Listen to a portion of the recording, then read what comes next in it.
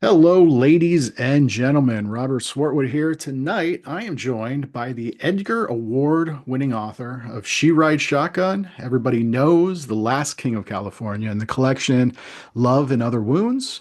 Born and educated in Missouri, he now lives in Los Angeles where he works as a writer and producer for television.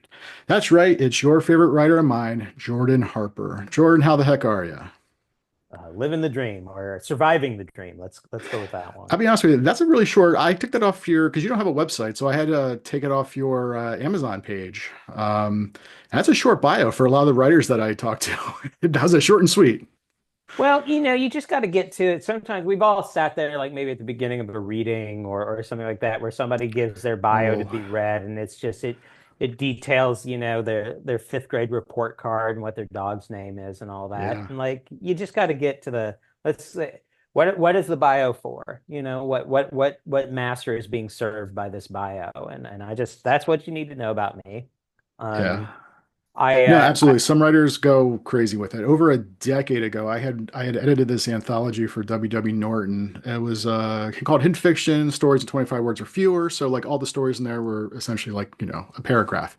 And so I was very clear to the writers, your bios cannot be any longer than your stories because I did not right. want to have, some of these writers, God bless them, but like literally you read some of these magazines, yeah, it's like a half page is the bio. It's Yeah. like no one was going to read that.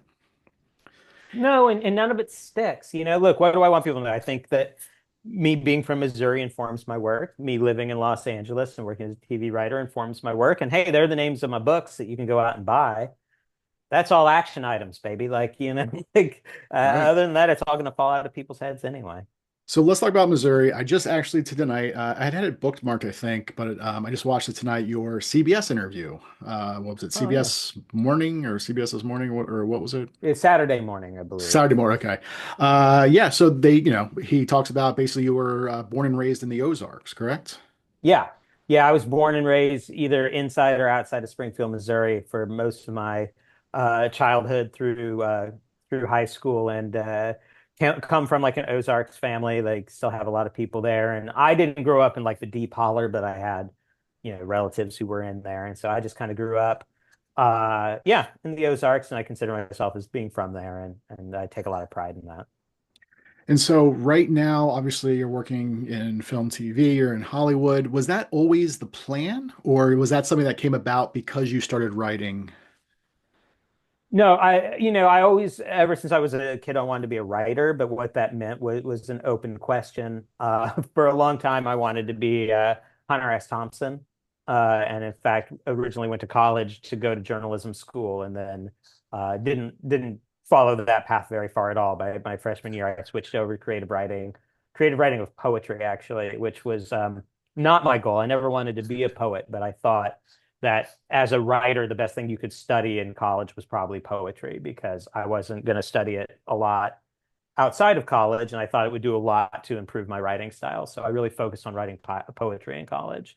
Um, That's yeah, but interesting no, because your writing is also very tight.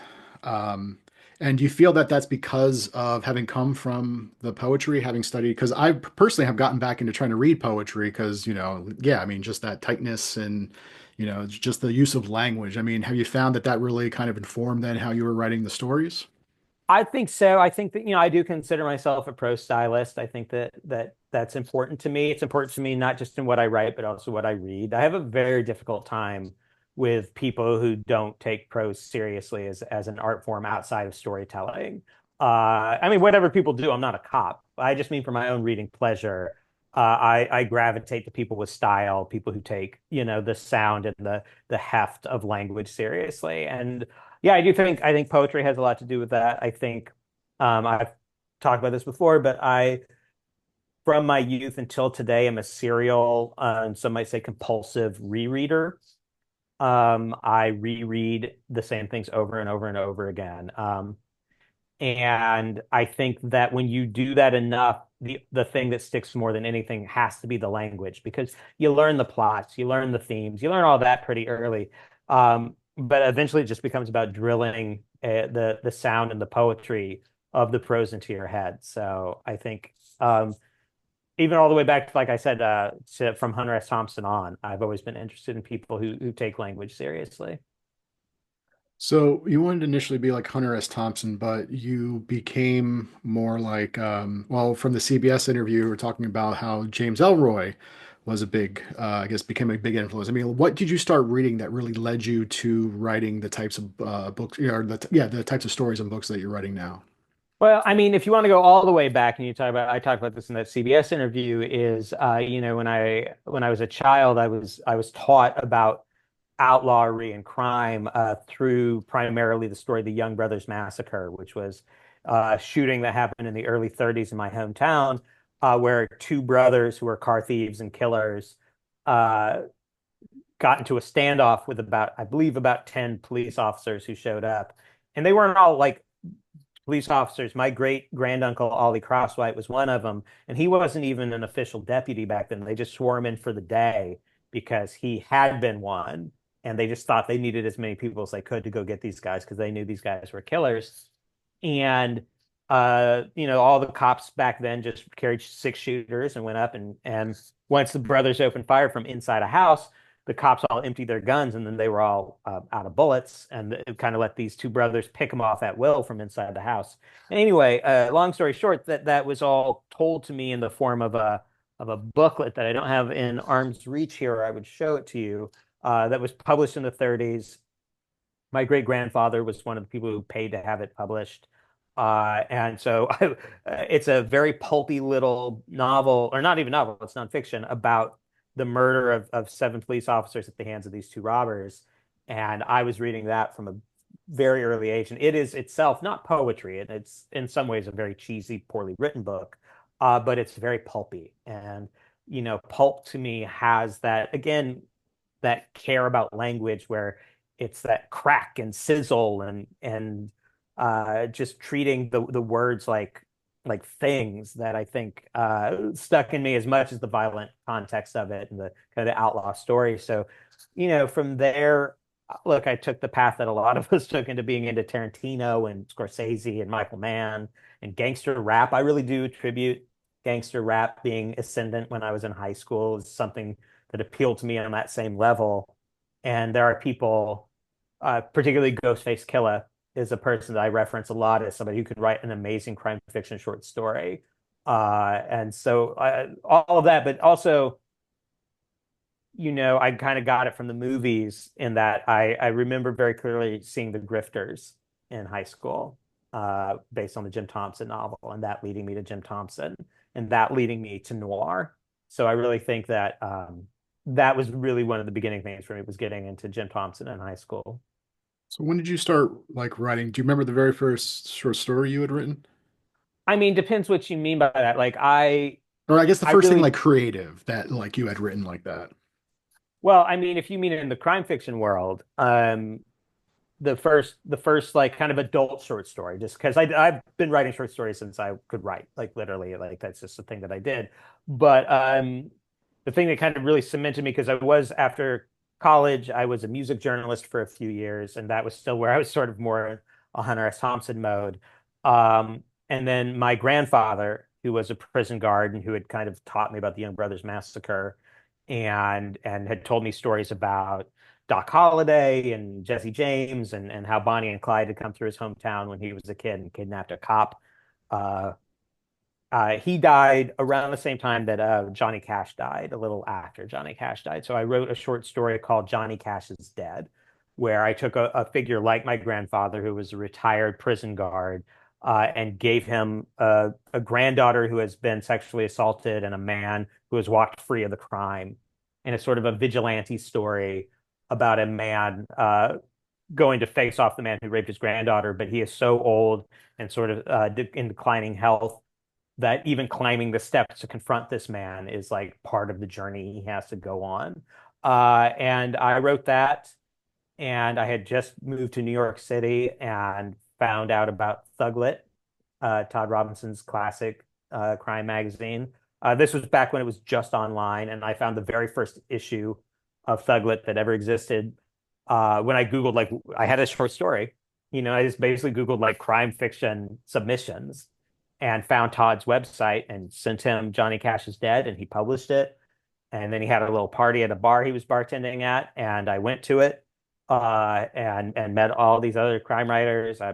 And just kept writing short stories and sending them to Todd, and he published them, most of them, and kind of went from there. I remember that story. It was shows up in your collection, Love and Other Wounds, which is Yep. not actually your first collection, correct? No, I at one point I self-published a collection called American Death Songs, which I love. But it was all out of pocket. It was all, I was working at that point in television and had some like, money to spend, and so I hired a real book designer and really like worked to try and make a cool product out of that. But it was but that was a labor of love, and it's not that different than uh Love and Other Wounds. I People sometimes reach out to me because there aren't many copies floating around, and so Amazon sells it for some like outrageous sum that I'm sure nobody has ever actually paid for the book. Um and so sometimes people reach out to me to see if they can get a copy, and I've gotten rid of almost every copy I have. But I also just tell them you're not missing anything. There's some of the stories are slightly different, or one has a different title. Um, and But for the most part, I think they're almost identical. So So I actually do want to talk about that collection, this collection, but before that, you said you were writing since you were a kid. Like what type of stories were you doing, when you were a kid? I mean, I actually kind of would start writing about crime fairly early, but my very first short stories were literally monsters fighting each other. Um, and then I remember the first kind of like I wrote a short story when I was 12 or 13 years old. That was probably what you would call my first short story that I ever really wrote. And it was about a Lakota warrior who fights a dragon. And I submitted it to Dragon Magazine, the like official magazine of Dungeons and Dragons. They did not publish it. Um, but other than that, I was really I had comic books that I drew before that where I had like characters named like the human fly or the werewolf. I had a kind of a private detective because I'd started reading those, kind of like dime store men's novels at a pretty young age, like Mac Bolan kind, is that the name of the guy, Mac Bolan? Does that sound right? Is Uh, that is that the one? No, I'm thinking of the because different one. I'm there's thinking also like those. a glam rock singer with a very similar name, and I'm afraid I've confused them. Yeah. Um, But anyway, I was doing this, so I came up with the toughest name I'd ever heard in my life and gave it to my own tough guy character. And so I named him Max Factor, not realizing that that was a makeup brand that I guess I had heard from my mother at some point. But so I had stuff like that. But no, I was always very interested in crime and criminals. And so I do think that even before Johnny Cash is dead, uh, a lot of my work was like focused towards that. I just sort of post college kind of wandered the desert a little while before I figured out exactly what I wanted to do. So, 2000, this came out in 2015. In the Oh, green room, you and I were discussing how really with publishing nowadays, for a while that was a thing where sometimes authors, their very first book was a short story collection, and then it was like a two-book deal. They had a short story collection and then a novel. Um, they don't really do that much nowadays. I mean, it still happens occasionally, but back then it seemed like you remember. I think it was you. I think it wasn't the same publisher, but this cover really always reminds me of is Crimes it the in Southern Frank Bill? Indiana. Yeah. Yes, yes, that cover. Did those come out at the same time, No, thereabouts? no. His book, Frank's book came out first, because the first cover, the first mock-up I got for Love and Other Wounds was literally, I'm not exaggerating, was literally the cover for Crimes in Southern Indiana, and I had to be like, guys, like this is literally like it was the Wow, like literal same photograph, and I had to be like, guys, we can't do this. Like that's you hilarious. I can't think do I, it. And so they came back with that cover, which is still, you're right, very reminiscent. I think yeah, probably it's very, intentional. yeah. I know I had that somewhere flying or floating around here in my office, but yeah. So okay, so how did this come about? Because again, it's not, it's a lot of writers their very first thing is a novel, and so you did you at this point did you know you had a novel in you, or like can you kind of just talk about how this came about? Yeah. So, like I said, I spent a lot of time as I was developing as a writer, doing short stories, doing a lot of stuff with Thuglit, some other places too. And around that time, I wrote a novel that has had a lot of different names, but I think Dirt Nap Avenue was the last one that I really settled on. And it's a finished novel. It's very bad. I don't mind saying. But I had sent it out, so I was posting with Thuglit, and a very amazing agent named Nat Sobel reached out to me because he Hmm. had read my short stories in Thuglit. Nat read Thuglit all the time. A lot of people signed with him thanks to that, and he asked me if I had a novel, and I sent him some version of Dirt Nap Avenue, and we went back and forth a few times. He gave me notes. I rewrote it. He gave me notes. I rewrote it. And I kind of reached a place, I think, before he did, where I said, I don't think this novel's good. Like, I think that this just needs to go away and I need to move on. And so we sort of parted ways for a little while. And then I published American Death Songs.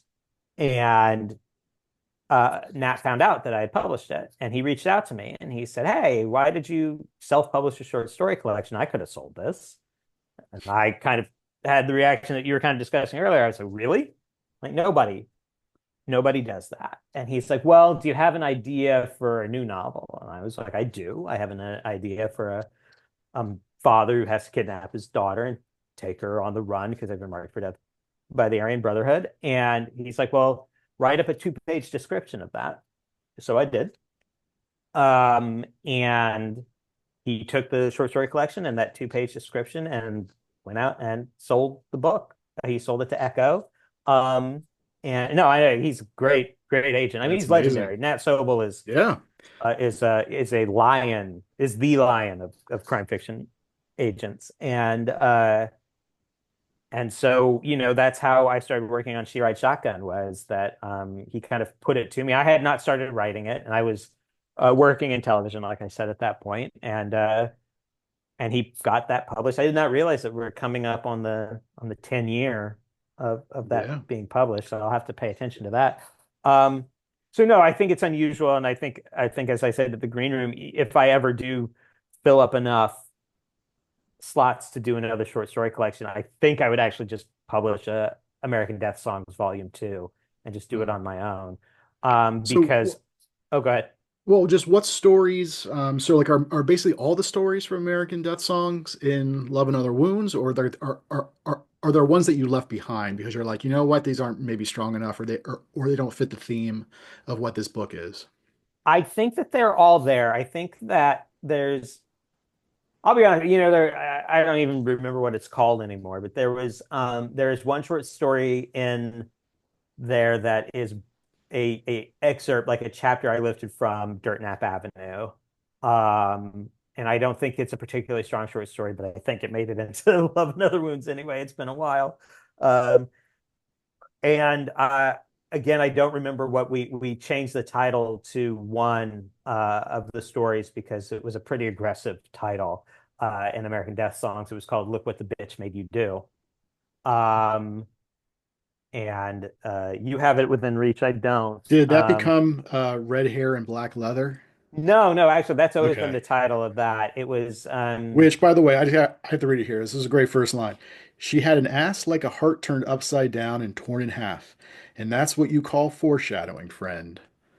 So I'm like for proud of like that some of these one. stories, like is it like the first line kind of comes to you first, or like, I mean, obviously short stories are different than writing novels, but I mean, when you were writing these short stories, was it just that voice of the character? Did you have that first opening?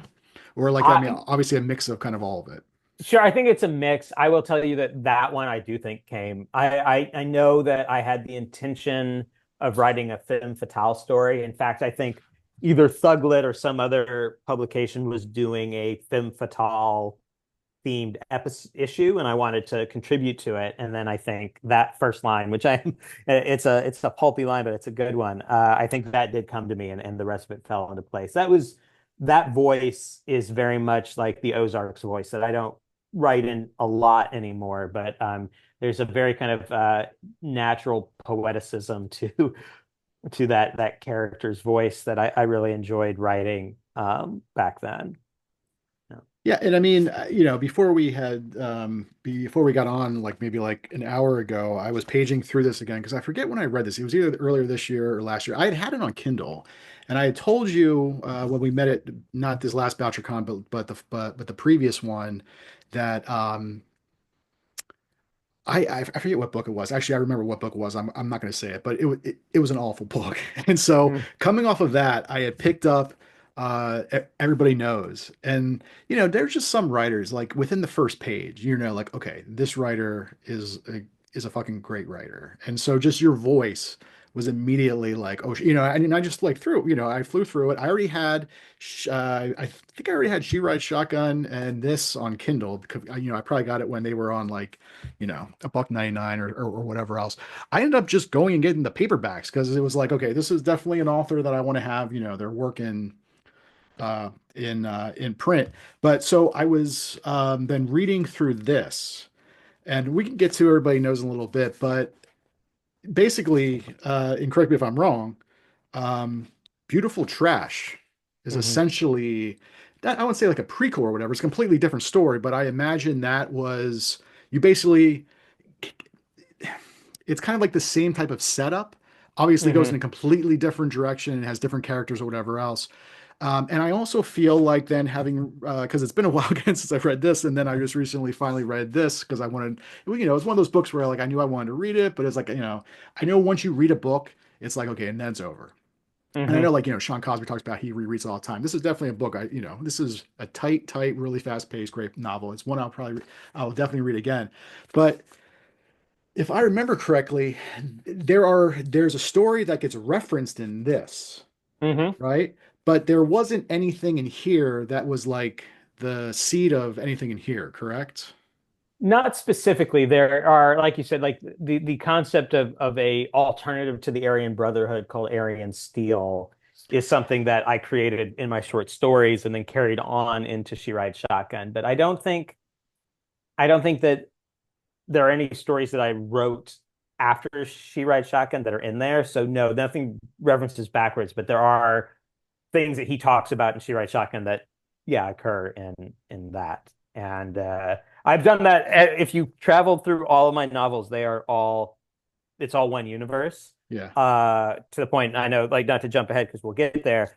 There's something in the last chapters of Last King of California that clearly referenced one of the events in Everybody Knows. So I've even tied Everybody Knows into the like kind of the more noir, like shit kicker noir novels that I've written. So it's all connected. It all takes place in one universe, as far as I'm concerned. When you were doing this though, because well, first of all, like when you're doing a draft, I don't know if this maybe comes back from having studied poetry. Like, how many drafts do you do on a short story until you find out or until you decide that, okay, this is either ready to be submitted or it's ready to be published? I mean, like when you went through here, like are these stories exactly as they were in Thuglit or and wherever else they were published, or did you end up just kind of tweaking lines and words here and there? I think I think they're pretty much the same. Like I think that I did some pretty, and again, I'm sorry, it really does show that it was 10 years ago. There's a story in there about a guy who gets jumped by the Bosnian mob and then kind of just like sweats the paint out on the table. And that is an excerpt from Dirt Nap Avenue. Um, and that one I think has changed quite a bit uh over the years. Uh some of them I think came out pretty much fully formed in a way that I can't write anymore. Plan C, the kind of the bank robbery story I remember was very much like that. And then there are stories in there that the dogfighting story is one that it took me years to write, just Yeah, years, because yeah, that's a the tough the one. challenge It's a great story, is, but it's just reading it, it's like, damn. well, I had, back then especially, I spent a lot of time just researching and not I've never been somebody to do research that feels like homework. I only ever just read things that interest me. But I had, developed an interest in dogfighting from a fictional point of view. I wasn't interested in actually watching it or anything. But I had found a website that was dedicated to how to save your dog's life after they were mauled in the pit. And I found it fascinating because here's this barbarous sport that is cruel and forces these dogs to fight, and yet here is this guy describing all of the ways that he would save a dog's life. And I found that tension of that to just be so fascinating, but also repulsive. And so to walk that line that where you can understand that this guy is a dog fighter and does something reprehensible and yet has love for the dogs was really hard. Like it was really hard to get that tone right where I wasn't romanticizing him, but I wasn't also just telling the story of an awful human being and leaving it at that. I really wanted to like explore that. So it just took me a really long time. Yeah. So, all right. So you write, She Rides Shotgun, obviously, then your first. Oh, real quick. So, Love and Other Wounds, that's the title story. It's the shortest story in the entire Hmm. collection. Uh, was that initially, I mean, whose idea was it to use that title story as the for the collection? Well, You I like you, think the that publisher, was it kind of like a mix of both? yeah, I think that I knew that I couldn't name it what I wanted to name it because I'd already published it myself under the title American Death Songs, which is again like a title I love and that I would love if I do another short story collection, I will call it, or at least the subtitle will be American Death Songs Part Two. Um, but I do think I think it was what are we going to call this? And I looked down the table of contents and I found the title that I Yeah. thought would work best Yeah, as no, the I mean title. it's a great title and it works great for especially for like, these collections because like I said, I was paging through them. And I really remembered a good chunk of the stories having read them, like probably a year ago, which I think is a Yeah, testament to, you as a storyteller because, thank sometimes you. you read some short story collections, you don't remember any of the stories after you read them. So, all right, so you write, okay, so you wrote then Beautiful Trash. At that point, I mean, have there been stories that you've written that you thought like, okay, this could maybe be expanded into a novel? Like at that point, you probably had no idea that this was going to be the seed of Everybody Knows.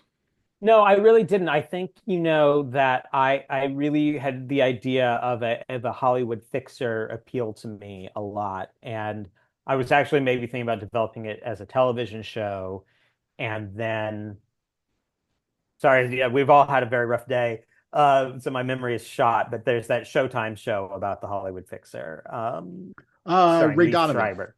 Ray Donovan. Ray Yeah. Donovan came out, and I was like, okay, so I'm not going to write TV show about a Hollywood fixer. And so I kind of took that idea and just kind of mashed it into okay, I'll make it a short story, and that's how Beautiful Trash came about. But the idea, I knew that there was a lot there, and I think that sometimes short stories can have that feeling in the best possible way of there's just so much more that you could do, but this is the only story that matters right now is to tell this. I don't remember where I read it, but one time a long time ago I read like as a piece of advice for short story writing is only ever tell the story of the most important day of somebody's life. And I've always kind of held to that for most of what I do. And so with Beautiful Trash, it is, it's a story of a Hollywood fixer, and it is the story of him kind of breaking with that and moving on, where he will not be the same guy after that. So to me, I didn't see a novel there because I kind of told the story that needed to be told in that moment. And it wasn't until much later that the idea of returning to that world kind of occurred to me. Yeah. And now I'm knee deep in it. But All right, so then, okay, so let's move on from the short story collection. Obviously, then your first novel, She Rides Shotgun. Now, this obviously was not you had said before, it's not your first written novel. This is your first published novel. Had you written any other things between the Dirt Nap one or whatever it's called and this one? yeah, I had tried also, and I know we'll probably get to this later as well. I had tried to write something that would be about my high school years and the murder that Mm, took place in my high school.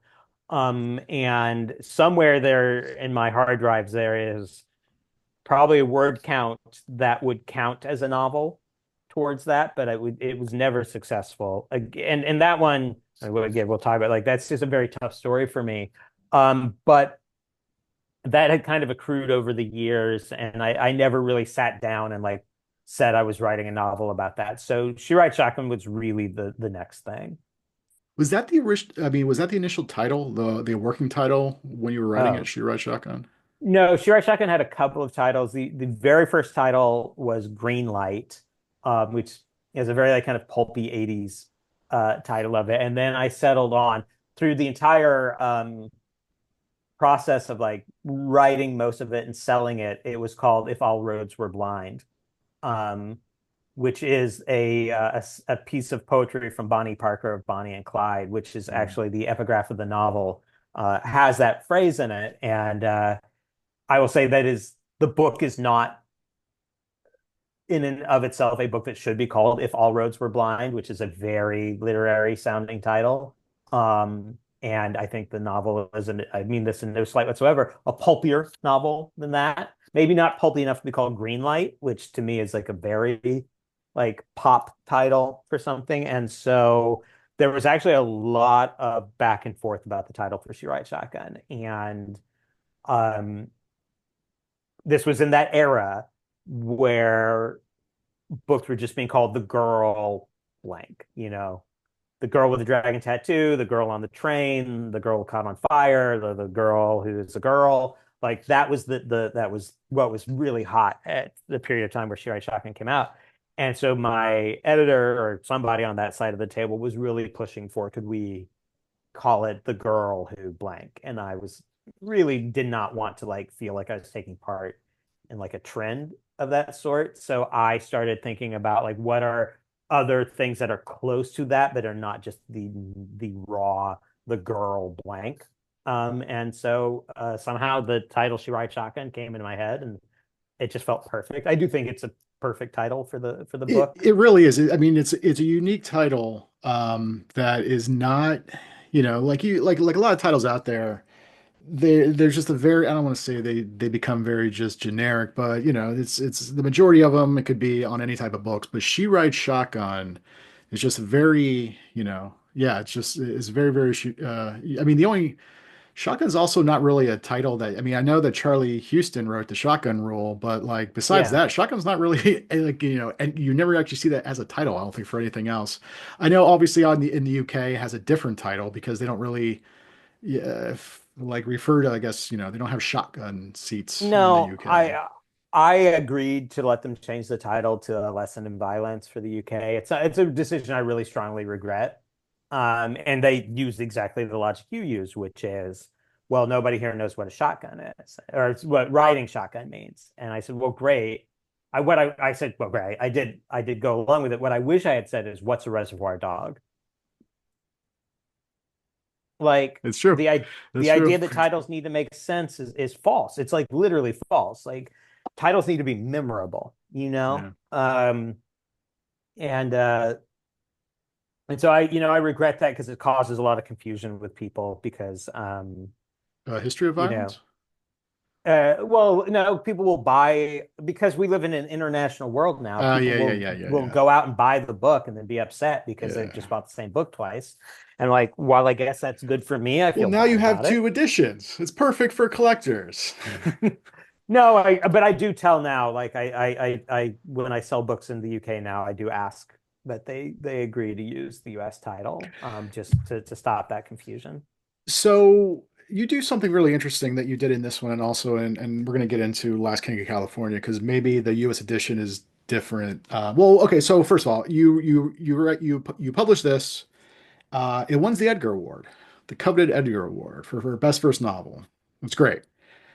It would seem like you're riding high on that, and you didn't really have a book come out until everybody knows. But the truth is, you did have a book come out in the UK, which is this is the UK edition, The Last King of California. Now you had then, I guess, for whatever reason, US publishers just were not into this. Is that correct? Despite you having won, you would think, oh, he won the Edgar Award. You know what I mean? Like it's just, yeah. Can you Yeah, talk a little bit about no, that? yeah, no, and I'm happy to, and I'm happy to like, if people are publishing or want to be published, they should know about these kind of things. First of all, yeah, I'm very proud of the Edgar Award. I mean, in fact, if you tilt up there, that's my She Writes Shotgun Edgar Award. Um, I'm very proud of it. But here's the truth of it. Winning an Edgar Award does not noticeably sell copies of books. Not in the, and I'm not complaining here, I'm just, this is the facts of things, is not in the realm of like uh bestsellerdom or what they really want for you to kind of be able to call your shots. So it's a great honor to win it. I'm very proud of it. I'm very proud of the book, but the truth is She Ride Shotgun was not a bestseller or anything close to it. It is a cult novel, and again, I'm very proud of that, but I'm just talking about the realities of publishing here, is that it was not a book that was exciting from the sales perspective. And so I did write Last King of California was also a difficult book for me to write, and that uh, it actually once again started out as something very different than what it ended up being, and was actually kind of drawn from my first attempts to tell the My Savage Year story. That's how much this has changed, is that at one point it was about a kid who was the son of an outlaw family and what he does when his high school teacher is revealed to be a murderer. And it just kept changing and changing until finally I just jettisoned that portion of it, and it became a very different book. And so I did finish it in a way that I thought wasn't good enough, and I put it in a drawer. And then skipping ahead a little bit, I did a pilot based on the TV show LA Confidential, that we were able to shoot a pilot for, and I got very excited about, and ended up,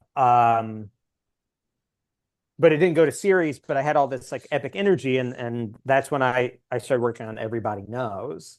And I wrote a draft of Everybody Knows, and I did that thing that you do where you write a draft and then you put it in a drawer, right? And while it was in a drawer, I thought, you know what? I'm just going to look at that old book again. And I pulled it out and I read Last King of California. And I was like, oh, this book's way closer to being done than I thought it was. I was just in a bad place when I finished it. Um, and so that 6 weeks I was just going to have to take off from Everybody Knows ended up turning into 6 months, as I decided to go ahead and finish Last King of California first. Um, and I mean, I know we'll talk about it more, but the truth is that it is a darker book than my other books, which I think surprises people who think that what I write is dark. Last King of California is darker. It's more literary, less propulsive, more, and none of those are bad descriptors by my point of view. Right. But what it didn't do when we sent it out was like really excite people into thinking, oh, this one is going to sell more copies than She Ride Shotgun did. Yeah. Um, and so, all the major publishers kind of passed on it, which is fine. I do understand like the world. We live in a very different world than the world all our literary heroes grew up in, and that's just a fact. When Cormac McCarthy died, there was a Times article that basically talked about how, a career like Cormac McCarthy's couldn't, a career like that would not happen nowadays. Just because Cormac McCarthy was writing these novels that weren't selling, and he just had, people with a publisher who were, I guess an editor who just was like, I like this guy, I like these books, we'll just keep publishing them. And then finally, he ended up switching, I think, publishers for, or an editor or whatever, for All the Pretty Horses. And at that point, I remember them, I think he got an agent, and they were trying to pull him from the publisher. And the publisher was basically like, why do we give a shit about a guy who's hardly ever sold, any whatever else? And then, of course, he became what he became. But like nowadays, yeah, I mean, publishers want right out of the gate, they want your book to really hit. And if it doesn't, you know, so Yeah, sad, good luck and everything. So, good luck in it. And again, like I'm not complaining about like my very fortunate career. I'm just, these are the truths of it are that again, I was lucky that at least She Ride Shotgun had done well enough and that it had won awards so that people took me seriously. It wasn't like seen as like a failure. It just wasn't like a unit shifter, as they say. And so I reached a point with Last King of California where I knew that I could kind of probably find a smaller publisher for it. And that's where again you get into the business section of this is like, but I also had Everybody Knows in the chamber. And I knew that was a more commercial novel, and I knew that was a novel that was going to get people excited. So instead of, continuing to send Last King of California out, I said, let's put the brakes on it. Let's put it away. And let's get Everybody Knows out into the world. And that worked. Like everybody knows. I landed with Josh Kendall and Mulholland, who I really really like and respect, and I got that book out, and that has led finally, to them also publishing Last Camp California with a. I Yeah, will note because you held up the British edition, I have the American edition, which is out in like 2 weeks. yeah. Um, with the forward by S.A. Cosby. If you have the British edition, you should buy the American edition, if for no other reason, to read Sean.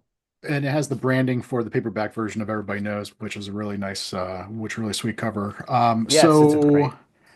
And also like, okay, so yeah, so I just looked here. So this was actually published in 2022, so it wasn't really even that long ago.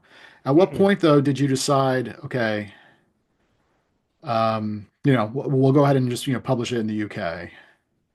Well, I was on a book contract, so Oh, I usually, see. So they basically it was, oh, you had a two-book deal with them initially. Ah, okay, that makes sense.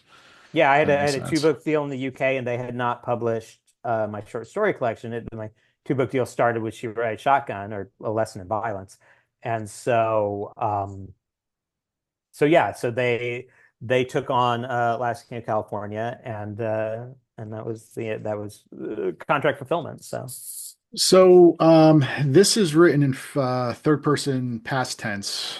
This, and everybody knows, is present tense. Is that, I don't know, like, and then obviously your short stories, you switch back and forth. I mean, do you find like one tense is more comfortable for these types of books? I mean, I think the longer I work in TV, the more I get used to to present tense, because that's how we write scripts, Yeah. And so I think that there's I really do appreciate the immediacy of it. I appreciate yeah, that kind of script like feeling. And I think I know that like some people debate that kind of stuff, like, oh, you should never do this, never do that. Those are Yeah. stupid, stupid, stupid debates, and like people should not take part in them. There's only one writing rule, which is don't do it shitty.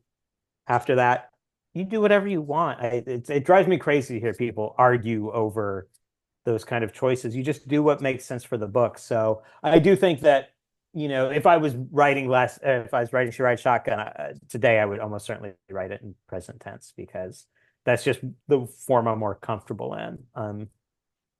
I have vaguely experimental plans for not the book I'm writing right now, but the one I'm going to write next, where I'm gonna play around a little bit. But Cool. So you do this really cool thing. Well, I think it's kind of cool.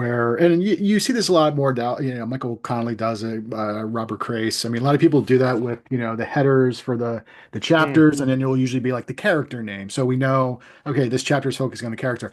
But then you do like the location of where mm. that chapter is taking place. You do this in this book. You also do this in Everybody Knows, which I feel is pretty unique to you. I really like that. And I guess sometimes other people kind of do it, but usually it's like formatted a little bit differently or whatever else. It doesn't happen in the UK version of The Last King of California. Is that something that's going to be in the US version, or It's is that it's not for sort of the same reason it's not in the UK version, which is there just aren't enough locales there to kind of make it. that's true? It's all kind of taking place in the same kind of area, more or less. Yeah, yeah, and I didn't label the character names again. I don't know why, because I am back to doing it with the follow-up to Everybody Knows. I think also I was just in a slightly different mode. Do you know what I mean? I do think Yeah. that like if my usual mode of inspiration is James Elroy, then I think with Last King of California, I was definitely pulling more off McCarthy. And while he does what I love, but I've never done, is the chapter headers that describe everything that happens in the chapters, like he does in Blood Meridian. I Yeah. think I was going for a more pared down kind of feeling with Last King. I mean, talk about Cormac McCarthy. I mean, the very first line is "See a scar of smoke across the belly of the sky." Which is funny because I remember at Thriller Fest, not last year, but the previous year, I was talking to Sean Cosby and we were talking about this book because I was like, why is this book not in the US? And he just like quoted me the first line. He had it memorized. So of course, then Yeah, he wrote the forward for you. So do you? So okay. So is this so essentially the U.S. besides the forward by Sean? Is there any like? Did you make any changes, any tweaks or anything? It's the exact same. I think there was a very minor copy edit, mostly to get it into American style. I'm not really somebody who once I put a stamp on something, I want to kind of be done with it. Yeah. I'm not going to be somebody who's going to do new editions of my books where there's a lot of changes. So no, it's the same book. It is just this is the American edition. If they've been published at the same time, it would feel the same way. It's just, other than Sean, and Sean was really behind the scenes, very helpful and like really talked with Mulholland about this book and volunteered to write the foreword and really helped. He's a really good friend and but no, it's the same book. It's the same book Yeah. on both shores. So let's backtrack a little. At what point did you get into the film TV and how did that come about? Well, I had moved I'd been writing these short stories in New York and I had moved to LA with my now ex, uh, and didn't really know what to do.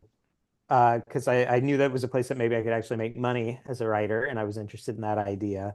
And I took one of the short stories from the collection and I turned it into a spec script for The Shield.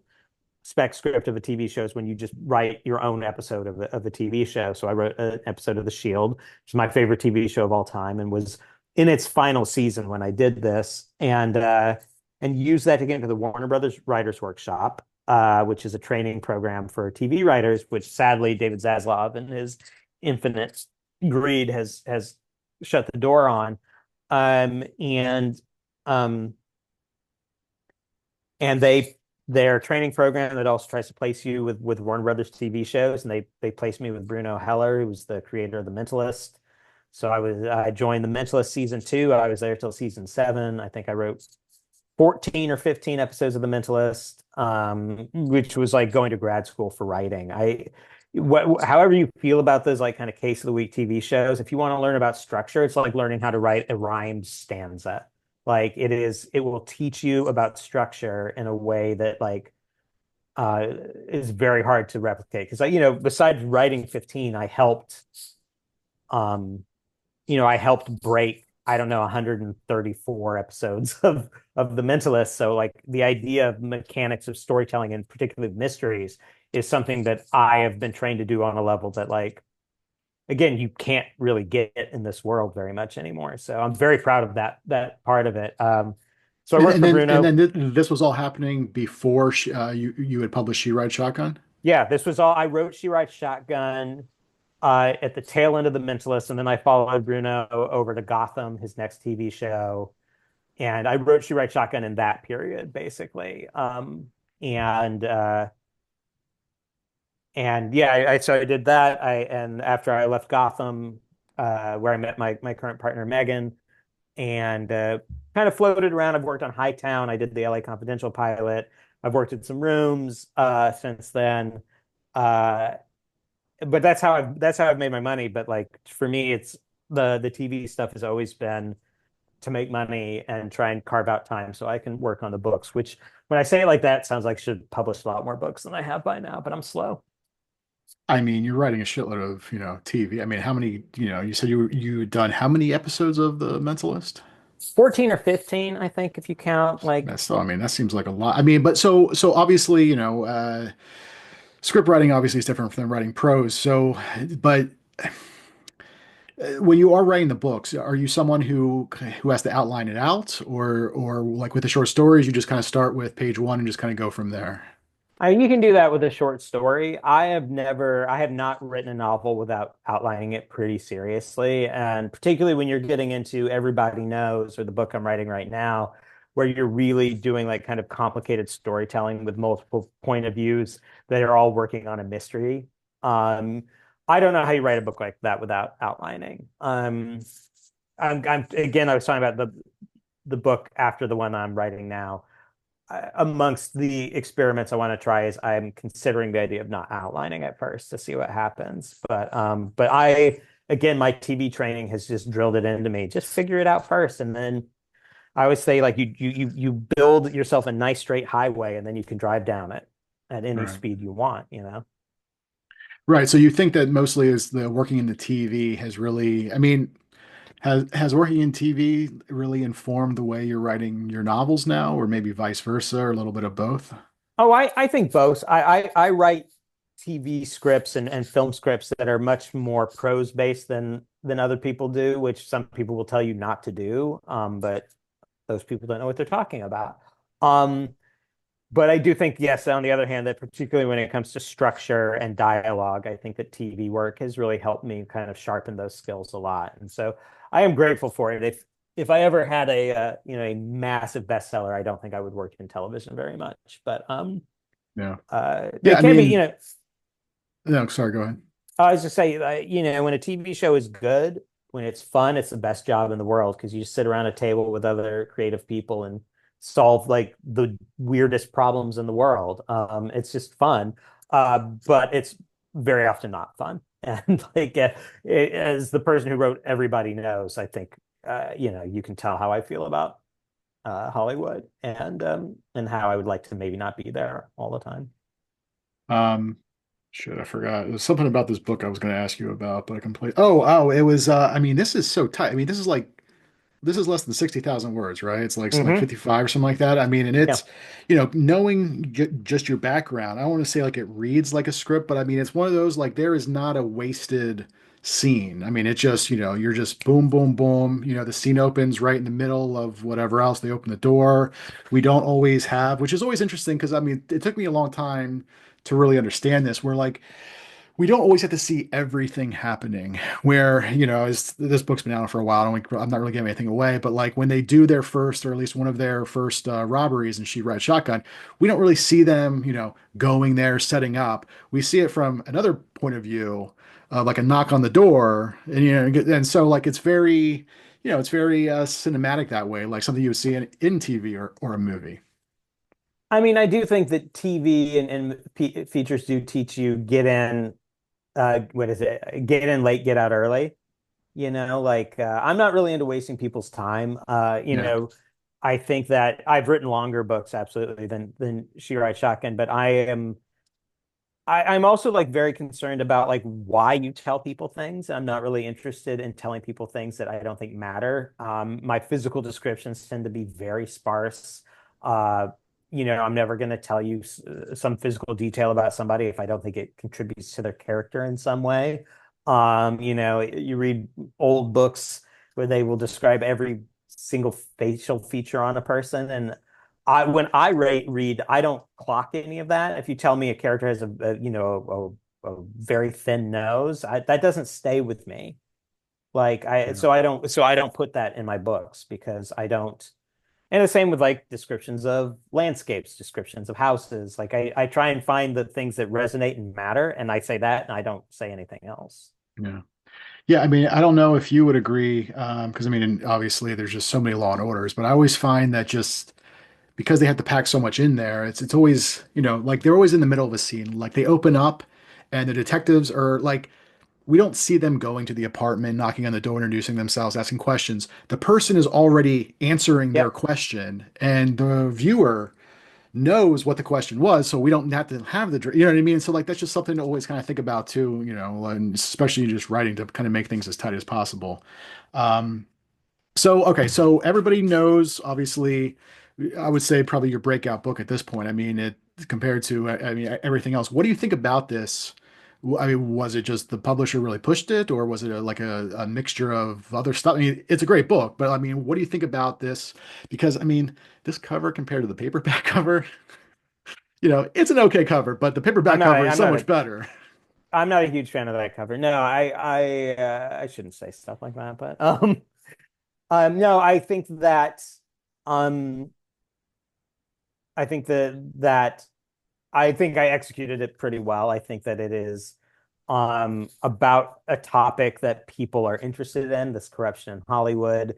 I think that it got more attention than Shirai Shotgun did. And I don't know if it's a better or worse book than Shirai Shotgun. I don't know if it's more or less propulsive or any of the other things that would make something commercial. I just think that first of all, I am lucky to have had She Ride Shotgun to get my reputation up and have more people talking about it, which helped get everybody knows it. So I don't know what it is about everybody knows that made it break out more than this. I did absolutely have the support of Mulholland in a way that was different. By the way, it's a book about a publicist. I did hire a publicist for my book. That helps. I do recommend people do that if they can afford it. But I think that it is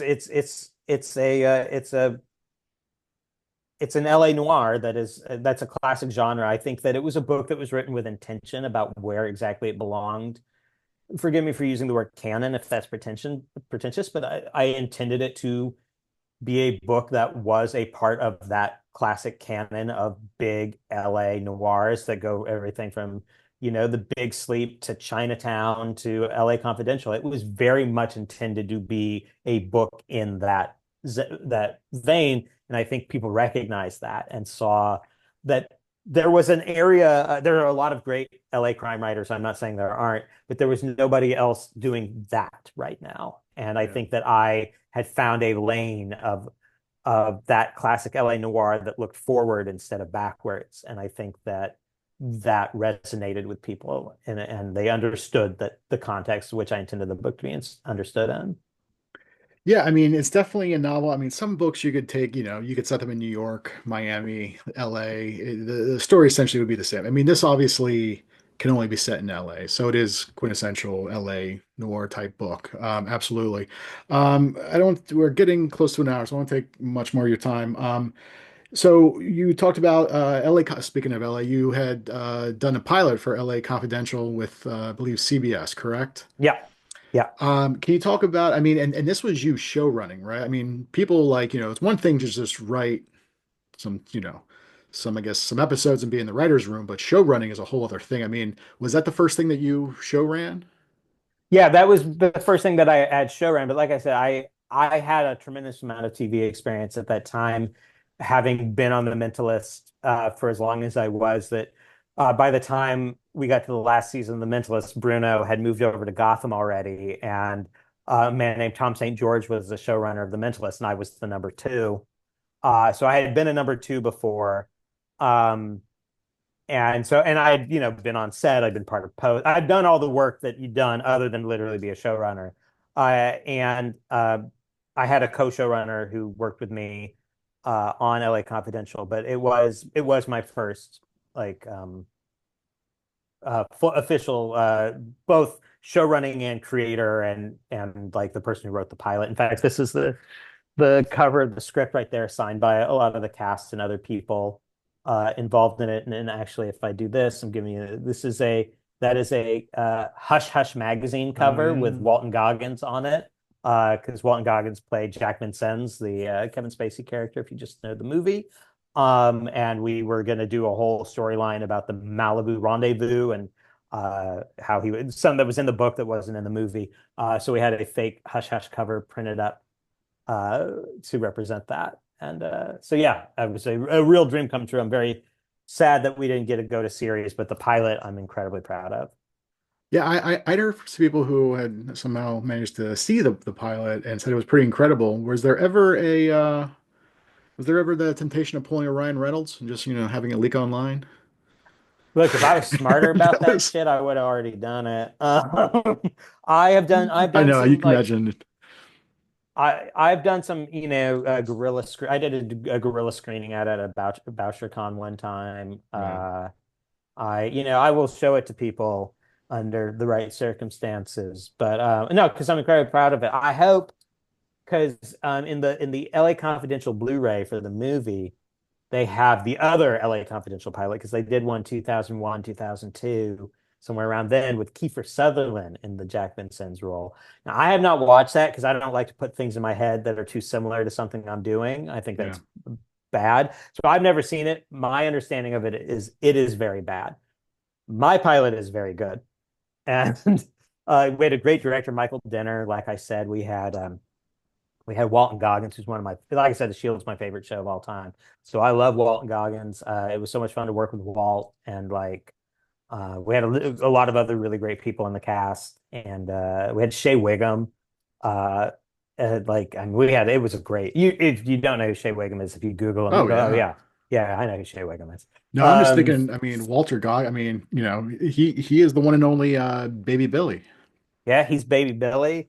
Um, I have we haven't stayed in really close contacts, but I did text him when that song came out, that Ain't Misbehavin' song that he did, and he texted me back running through the house with a pickle in my mouth, which is the best text I've ever gotten, was to get that from Walt.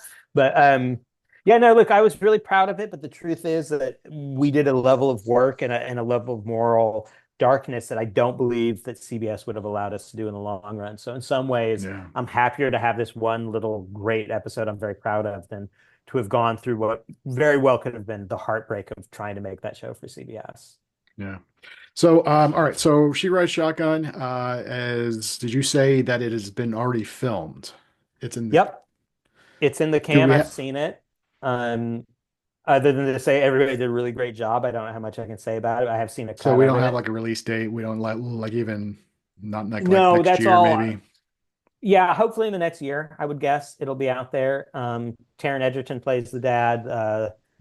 The little girl Anna who plays Polly is amazing. She's amazing. And and yeah, Nick Rowland's the director. He directed a absolutely fantastic Irish crime film called Calm with Horses. And then he's done this, and they just announced that the people he made She Ride Shotgun with, Make Ready and Fifth Season, who are the producers, are doing another movie with him. So they're obviously happy with what he's done. And so, from all I know right now is that they are negotiating how to distribute it, and so hopefully it'll be out in the world in the next year or so. I quick question. It's kind of spoiler alert. So for people, just hold your ears. Uh, the ending of this reminded me, um, kind of the ending of the Wire. You know what I mean? Where I like the kid becomes the new Omar.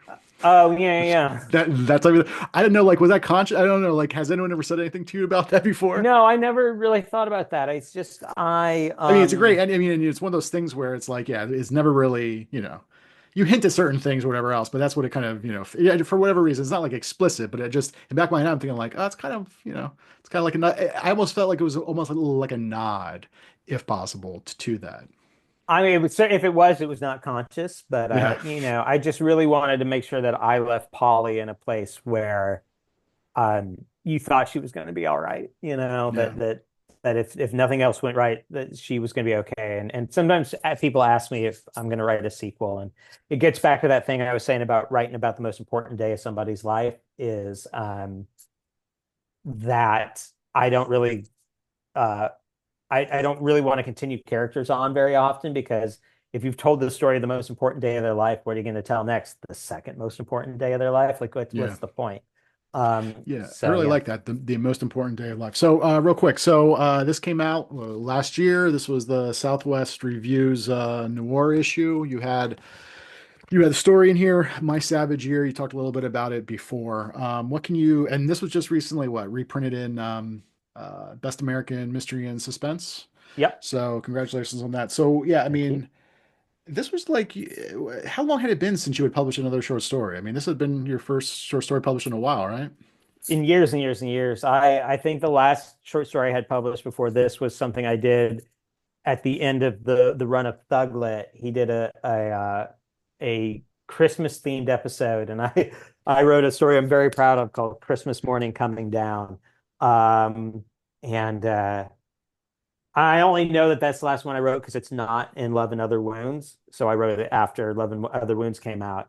Um, so no, I just, you know what? I don't know when I lost the thing where I have ideas that would fit in a short story, but I just don't very much anymore. I have one short story idea that I'm gonna try and write sometime in the near future, but like I think my brain has just been working on novels and TV shows and movies. So I just don't have those like ideas right now that you can fit into six pages. But and to be honest, My Savage Year is bordering on not being a short story itself. I believe it's 10,000 words. So like you're edging into novelette anyway, at that length. And like I said before, this is a story I've been trying to write for years and years and years. When I was a student in high school, my biology teacher murdered his family and got away with it, is the opening line of the story. That is very much based in truth in a lot of ways. I cannot, I don't know what the laws are because my biology teacher, who was tried for murder in my hometown, was acquitted. So, maybe, I'm trying to be strategic or whatever. Anyway, it's a story that it really had a big impact on me because it turned my high school upside down. Uh, and it's a lot of this made it into the story that I was in a journalism class and we could see the principal's office from journalism class as the detectives set up their like kind of outposts there, and we would see people being brought in to be questioned by these detectives, and they eventually started bringing in girls, students, and that's when the real whisper started was why are they interviewing all these girls? And so, it was really this thing that stuck with me. And so I really wanted to tell the story. And I tried to sell it as a TV show. I tried to write it as a novel, and none of it was working. And then William Boyle reached out to me and said he was doing a noir issue, Southwest Review, and would I write a story? And so I agreed to. And so I just put it to myself that I was going to finish this, that I was going to make this work as a short story because I owed it to somebody at that point. And that turned out to be the thing I needed to do to get that story out. And I'm very proud of that story. It's a very, I think I'm doing stuff, if I may, that you don't see in a lot of crime fiction right now. I think that I think that am pushing some boundaries there that I'm very proud of. Yeah. I'd wanted to read it before our interview, but last couple of days been pretty distracting. So Oh, no worries. I read the first page and it's really good so far, but I haven't had a chance. Is there any other film, TV things like in the works? Like, is there anything with with Everybody Knows, or is it one of those things where Hollywood doesn't want to make a movie about how awful Hollywood is? No, no, like it's never been formally announced, so I don't think I can name any names, but the film rights have been sold for Everybody Knows. There is a writer director who has, as far as I know, written a draft of the screenplay. I have nothing to do with it. I am one of the co-writers of She Rides Shotgun movie, and then some other guys came in and did rewrites over me, which I am fine with. I don't think I'll be involved in adapting myself again. I think it's better to move on and let other people figure out how to adapt something. So I have nothing to do with the Everybody Knows adaptation, and I'm happy about that. So that was my other question. I mean, having worked a lot of in TV, do you feel inclined to try to write this, the adaptation of your own book or even a short story, like even with like My Savage Year, you said you tried selling it as a TV show initially. That is the one thing because it's a short story, and I think that there are still something to do. I might try and do that as a feature at some point. Um, and I have other feature ideas that I'm working on. I might have just sold one. Time will tell. Um, I think given the state of television right now, this is my own personal opinion. I think that movies are a more interesting space than TV right now. I think we're kind of out of the era of TV being in some ways an equal to film in the artistic department. I think that was a nice little moment, but I think that features are back as the place to in Hollywood to try and do interesting things. And so I'm trying to put more of my energy towards that right now. Good. So, all right. So the new book, well, the new old book is The Last King of California. Technically, I mean, would you consider this your second novel or your third novel? That's a great question. I think it makes sense as my second novel just because it goes part and parcel with She It's Rides not a direct Shotgun. sequel, but it is in that, like you said, the direct. I mean, there's references to things that happen in the She Yeah. Rides Shotgun, and it is the same type of, you have that whole kind of world, almost like we'll call it like the Harper cinematic universe of just the Aryan steel, and with like just like all the other different types of gangs. Yeah. I think it makes sense in that. And then the book that I'm writing right now is the follow-up to Everybody Knows. So I think those books will be closely connected. And so I think from that standpoint, it makes sense to think of Last King as my second book. When you say follow up, do you mean like kind of a sequel, or is it like in the Yeah. same kind of like the same type of Last King of California, like No, same that it's universe? It's much more conjoined. It does not have the same protagonist, but it is set in very much the same world with a lot of the same antagonists. And it very literally picks up from the end of Everybody Knows and continues to tell the story of some of the bad people. All right, perfect. Real quick, because I forgot when I was talking to Dwayne Swazinski not that long ago, I forgot to ask him, what are some good, do you know any good, like, just for people who want to read a real, because there are novels that you will recommend to people because you're like, this is a great novel, it has everything. What about in terms of scripts, like movie scripts, TV scripts? Is there any like certain stuff that sticks out where you're like, okay, this is the script, if you want to learn or if you want to be blown away by, it's like it's even better than the movie or the TV show. That's a really good question. The truth is that like script writing as an art form is something that has just it can be very boring. And I think that I would encourage people to find. I mean, the most famous example is the Lethal Weapon script. That is Shane a Black. script that has Shane Black has jokes in it, that you can't film on screen. They're just jokes for the reader. I'm a fan of treating screenplays as something that should be read. Um, Weirdly, the Driver, the Walter Hill movie, The Driver, has a script that is so minimalist that it is also pleasurable to read. I think that is definitely worth studying. The pilot of the Shield is so kinetic. Um, that's a really good question because the truth is so many scripts. Because a script is both a blueprint and a sales document. Um, and so like things that might be great movies won't always be great scripts, particularly if they're written by the director. So like I do actually really like the Blue Velvet script. I think that's worth reading. David Lynch, even though he was writing it for himself, but a lot of directors, because they're writing a blueprint for a movie they're going to make, they don't spell things out because they don't have to, because they know what it is. They're writing a blueprint for themselves in a lot of ways, and so that doesn't always make for great reading. Right. Um, you know, as far as like something that you couldn't tell, like again, like any David Milch script is probably actually useless because he rewrites so much on set that you're better off just if you want to learn how to write scripts, you should read a few to see the formatting, and then you should just watch TV and think about what that would look like in a script, as opposed to like I don't to be totally like I don't read a lot of scripts for certainly not for pleasure. Yeah.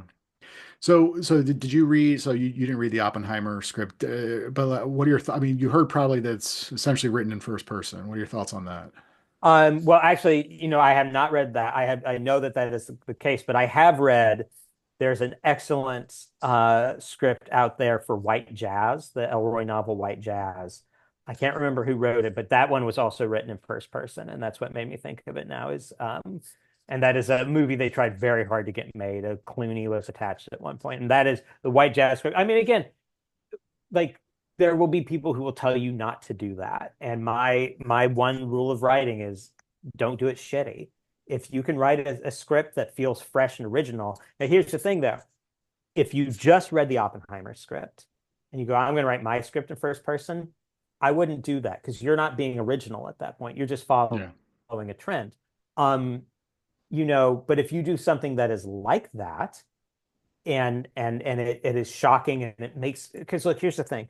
Like I said, these things are sales documents, by which I mean most scripts are not for something that has already been greenlit is going to be filmed. You are writing something hoping an executive will read it and agree to arrange for there to be millions of dollars put on the line to make this thing.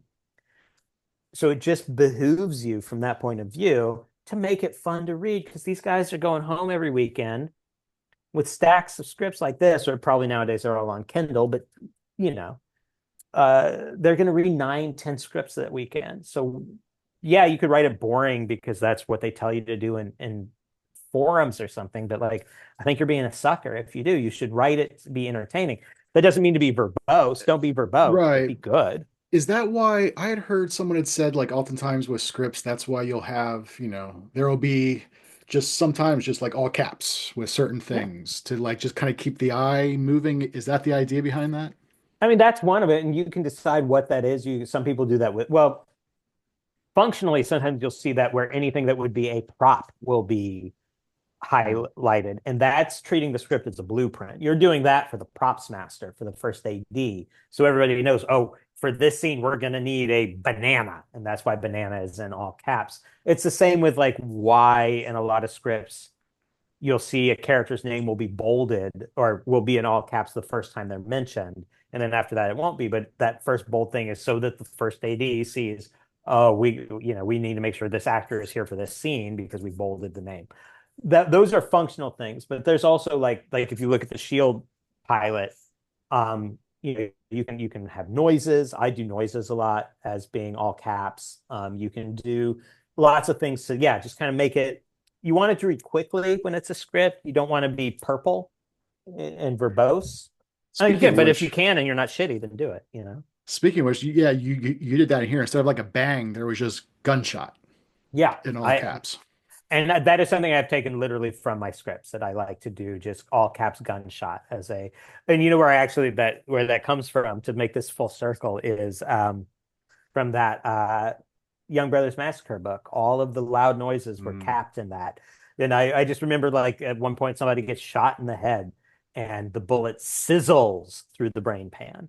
And so that's again, I do look at that pulpy weird book about the murder of a relative and see a lot of where I came from yeah. that. Well, I hope people enjoyed the preview of Jordan's masterclass in script writing. So Happy to help. but yeah. So all right. So the new book, the his second novel, but it's going to be out in the U.S. Is this again? This is the UK version. So if you want to Yeah, get this is the a American collector's version. edition, get this. And also right It there is and that comes out when? the 19th, I believe, the 19th. All right. So the 19th. That's going to be in bookstores everywhere. And then where can people find you online if they want to stalk you? Well, as of right now, I am still on Twitter. Yeah. It feels like we're in the death shutters of that. But that's where I'm at. Kara Swisher says she has suspicions that they're going to try to merge Truth Social and Twitter. At which point I'm like, all right, then I'm Yeah, done. that'd probably be it for me. I don't Yeah. know. I've just enjoyed that place for a long time, and there's a lot Oh, it of was the best place in the world. it's hard for me to give it up. I have a blue sky, but I haven't looked at it in months. Yeah. If that's really where it's going, then I'll check it out. But like, I don't know, or maybe I can just be free after this and Corey So McCarthy, James Elroy, they don't got no Twitter. I mean, McCarthy's dead, but before he was dead, he still didn't have a Twitter. yeah. So, all right, Jordan, I appreciate you making time to hang out. Everybody go check out The Last King of California. Is going to be in bookstores on the 19th. And of Yep. course, everybody knows is already out in paperback. And if She Rides Shotgun, the movie's going to be out at some point soon. So definitely read it before you see it. And also, Jordan short story collections, really great short story collection. Love Thank you. and Other Wounds. So yeah, so thanks, Jordan. We'll see you everyone later. Bye.